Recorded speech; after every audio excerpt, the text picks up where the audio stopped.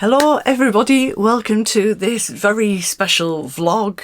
Welcome to our second year of hashtag a gift to November 23. So welcome, I'm really excited. I'm trying to not to be overexcited, but I can't wait to tell you even more about it. So if you didn't check out the vlogs last year, every day there'll be one or two vloggers on YouTube who will be sharing their thoughts, ideas on things that you could sew as gifts. Of course, for lots of us that's in the build up to Christmas, but obviously at the moment there are lots of celebrations going on around the world with all different faiths and, you know, all different countries. You know what I mean. So please don't think this is just Christmas based. It's not. I mean, I have put some tinsel up, got Santa and a couple of decorations out there. I've even got my sparkly little jumper on. I mean, I don't particularly do Christmas jumpers. This is about as Christmassy as I get in clothing, but in spirit, it's right there. So if you're new to my channel, I'm Alison. My YouTube channel is Sew Like Dotty, and I am going to share my Instagram with you, and that will be in the description box because that's where you need to post to be in with a chance of winning a prize. And there's more about the prizes coming up very soon. So how the challenge works, I have got my phone here, so if I keep referring to it, it's because I've got a lot of information I want to share with you.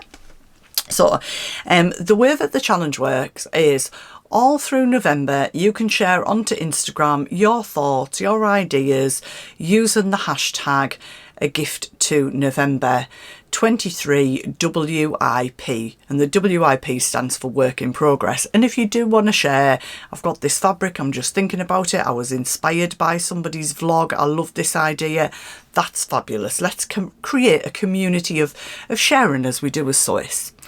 And then on the 30th of November, and I recognise we're crossing different time zones because we had entries from all over the world last year, but on the 30th of November, that is when you share your actual hashtag a gift to November 23 entry. So all you need to do is post that picture, not in your stories, make sure it's a post, and tell us what you've made, how you made, share as much information as you want. Make sure you use that hashtag, so I'll keep putting it on the screen as we go through, and tag myself. So my Instagram, which again will be in the description box, is at @sewlikedotty_dottylifestyle. And Adam, who is my co-host for the challenge, who is at Adam Sews. As long as you've got one of us in, we'll pick that up, but ideally put in both and the hashtag and we'll find you. Don't worry, I'll be hunting them all down for the entries. And then the prizes are drawn by a random number generator. So it's not a case of we don't judge it, it's not whose is the best, it's nothing like that. But it's absolutely lovely when people start posting. There was a real buzz last year with people looking at who posted what and commenting and liking and things like that. So we can create that lovely community again. That would be absolutely amazing. Are you down for that? Yeah? Good. So I'm kicking off today, and tomorrow's vlogger is Julie from Julie Sews Her Own Clothes, and then every day there'll be one or two vloggers. What I'm going to try to do this year is create a playlist on my channel, and so I'll save them all to a playlist, and then if you do want to watch them all, you'll be able to drop back into my channel and find them all on there. So if you don't follow me on Instagram, follow me on Instagram, and then yeah, we've got all the ducks in a row. I know what you really want to know. You really want to know about the prizes, but I'm going to share with you what my thoughts are on my idea for a gift to November. It's not earth-shattering, it's something you'll have probably all made, but it's just to say that this is for any sewing. So this can be hand sewing, machine embroidery, but we have had a question about whether you could buy a pre-made item and machine embroider onto it and enter that. It's not that we're judging that in any way, but I have a machine embroidery machine and you do press a button and change threads and it does it itself. So if it's machine embroidery, I would ask if you do want to enter it that it's on some sort of a homemade item as well, to be fair.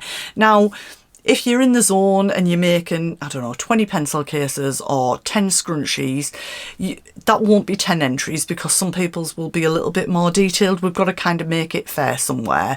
But honestly, last year, just post and we'll manage the rest for you around the challenge. So my thoughts about what I like to do in general as gifts, and I sometimes have some stashed, which I have to show you, starts with this template just here, okay?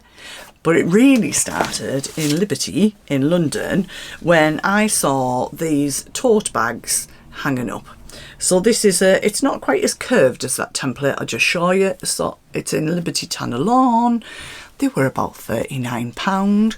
This is Liberty Tannerlawn. It's made by the people who sell them for Liberty, but don't ask me how I acquired it for £4 off the internet 2 years ago.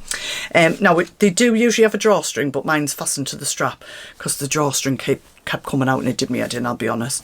So is there anything amazing about this? It's got a ruffle round, it has got a little pocket, it's lined, and that's it. So, of course, don't you do this when you sew this? You think, well, fairly sure I could knock one of them together. I mean, you could make it with Liberty fabric, or you could make it with lots of leftovers you have. And I'm fairly sure most of us, in the beginning of sewing, or like myself when I returned to sewing, started with some basic stuff like bags. Is that true? So what I like to do is keep bits of odd bits of fabric that, you know, you've maybe got half a metre of this or a couple of pieces of this, and sometimes I think I could make a bag out of that. So I'm going to show you how that sort of has developed. So I created a template. Now it took me a couple of goes to sort of get the shape that I like. I will put a few sizes in, but it's basically flat, completely flat on the top. For me, I like it to curve around, and then it's flatter on the bottom but curved. So you're not boxing out the bottom or anything like that. So I've got an assortment to show you. So we'll start with this one, which is a cotton poplin. I had a load of this fabric a couple of years ago, got pyjama bottoms in it and all sorts. So there's the pattern there. And although with that one that I bought, it's gathered, when I did gather it, I actually found that I quite liked it sort of just randomly pleated around the edge. And that's what I did with this one. So all I do is cut out two outer fabric on the fold, two inner fabric on the fold of this. It takes less than half a metre of each. And then for the ruffle, I literally just cut a long strip of fabric, fold it over, and then either gather it or how do I do it? Or fold it in. You know, when you just do things instinctively, you don't think about it anymore. And so you just make a sandwich out of it and sandwich that in to the outside of your bag. So fold it over, imagine it's not lined, and you fold it over. So if you can see, I leave a little gap at the top, about an inch, 2.5 centimetres at the top. And that's all I do. It's so easy. And I've got a little card for the straps. So this is cut on the fold. I've got that written on. 2 straps cut on the fold. And I do put the top on I think I have top written on it somewhere, so I know which is the flatter edge. And I've also made it plain without a frill around, but then I've attached a little ruffle across. So I haven't got that one because I've given that one as a gift to somebody. But this is my current Trail Everything to Work bag, and this is actually made out of 4 pieces of linen that was left over from a skirt. So one side of it is pieced together and joined here with like a little, you know, fancy stitch on the machine, but it could be just some hand stitches. You don't have to put any stitches on, you could just join it together and top stitch it. And on the other side I've done that and I've put a ruffle across there. So it doesn't matter which side I have, it looks different. But this is just a regular, it's a little bit oversized for work tote bag. It's a bit creased and a bit mucky. I've just took my charger and my headphones and everything out of it, and I think there's still a fork in it that I keep ready for my lunch, you know, priorities. So when I was going on holiday, I decided that I liked the shape of this, but I wanted it a little bit bigger. So if I want it bigger, this bit doesn't change, but I just extend this part of it. So I have actually got one that is even bigger than this, for like a beach bag, but this is the one that I made. So this is some duvet. You know how you can use up scraps? And this one is gathered. I think it was one of the earlier ones that I did, and I took it right to the top, but then I found I preferred it because it got quite bulky at the top, so I do it further round. Now I'm donating 2 kits with everything that you need to make these for part of the prizes. This one I've sewn a pocket in, so I attach the pocket to the lining before I put the bag together. You know, you can do all sorts. You could embroider an initial on, you could do something on the front of it, but it's all, I've never made these out of anything other than scrap fabric. And I have 2 that I literally went in my drawer. So you know that bit where you go, I won't say what I actually would say at this point, but I would go like, oh, I totally forgot it was somebody's birthday. Haha. So this one's the same as the one I've already shown you, which I use, but that's a new one. And then this one is polycotton with the little bees on. And this one's just plain, there's no ruffle on it at all. So, you know, sometimes you have a friend that's not particularly a frilly bag sort of person, you could just do a plain one. But I just thought I would drop that in there because you could do that in Christmas fabric, you could do it for a birthday, you could have a bag and put things in it. So that was my idea. I told you it was nothing earth-shattering, and a lot of the ideas that you'll have coming up won't be, but there are, I know there's a free pattern that I know a couple of vloggers are already ready to mention, so I didn't want to share that, but I got loads of ideas last year. So come closer. Are we ready to find out what the prizes are? Maybe I should find that for the screen grab for the thing. Okay, right. Oh, I am going to put in, because I forgot, sorry, I get so excited I deviate off, because using this fabric and this principle, I created a pinny for my daughter. That was one of the other ideas. Sorry, I do get a bit lost off. So I haven't got a photo of it, but it was like a boomerang that I shared. So it has got like some text on the bottom and things like that, but I just wanted to share it with you because that Christmas, I mean, she's an adult, but out of everything she got for her birthday, this was the thing she was most excited about because she's quite into being creative in the kitchen and stuff, and I think you can tell by her face. So I'll put that in and share that with you.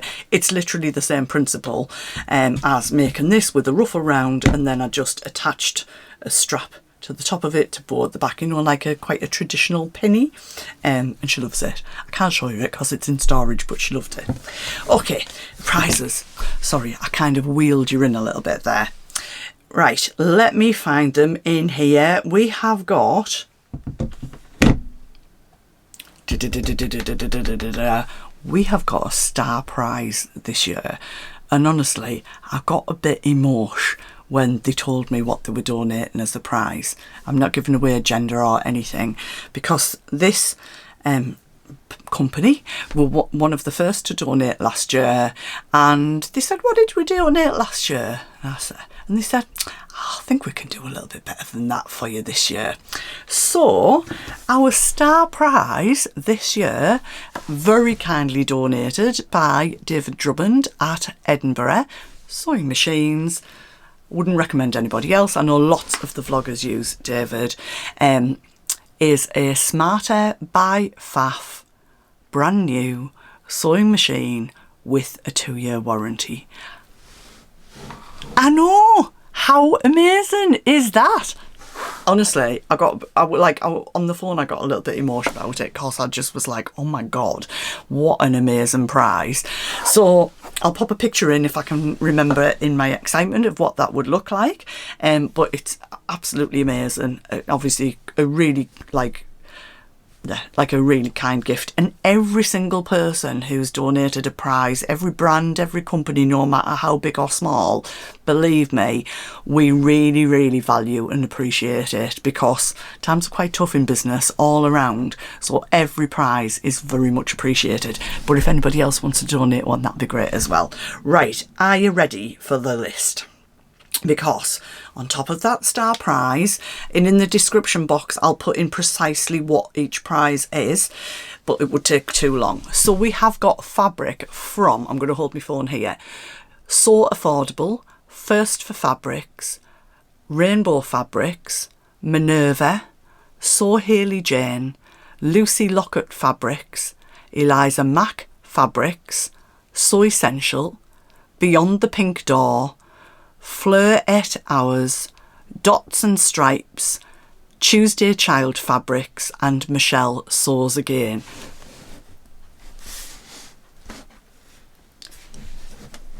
I know! And we're not finished yet. We have got patterns from Adam Sews. Who's he? If you don't follow Adam, why not? Go subscribe to his channel right now. He's absolutely loving to bits, and he's my co-host on this.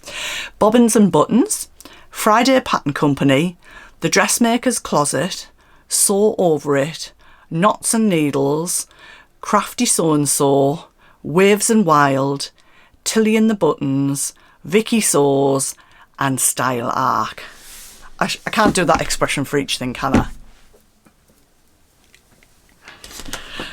We are super proud of ourselves, I've got to say, for these prizes. Are you excited? There's more. We're not finished yet. There's more.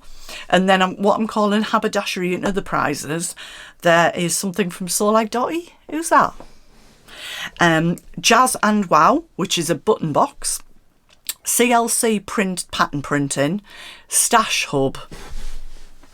And then maybe some of the ones that get added on, and we try to keep our visuals as up to date as we can, but sometimes vlogs are recorded quite well in advance, so for all of the brands we try our best to keep everything updated as much as possible. But what do you think? Hands up who's entering. I can't enter. I can't win my own prizes.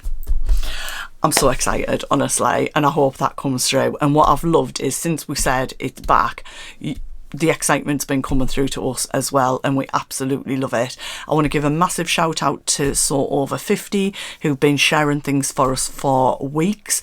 If you see things, please share it onto your stories. Let's spread the word, because together we can reach so many people who would just love to be just part of this, watching together, getting ideas. Who wouldn't love to be part of that? So I can't wait to see what everybody creates. The vloggers, of course, can enter, and you know, it's not necessarily that they're going to show you something that they've made. They may be talking about an idea, because that's fine as well. And yeah, I'm excited. Can you tell? So thank you for stopping by today. I really appreciate your time. I hope you're as excited as we are about hashtag a gift in November 2023, and I will be back on the 30th of November. Well, I'll be back in between on my normal channel, like normal vlogs, but I'll be back with a little roundup of things on the 30th of November, and then I'll be inputting names into my Excel spreadsheet and giving every entry a number so it can go into the number generator.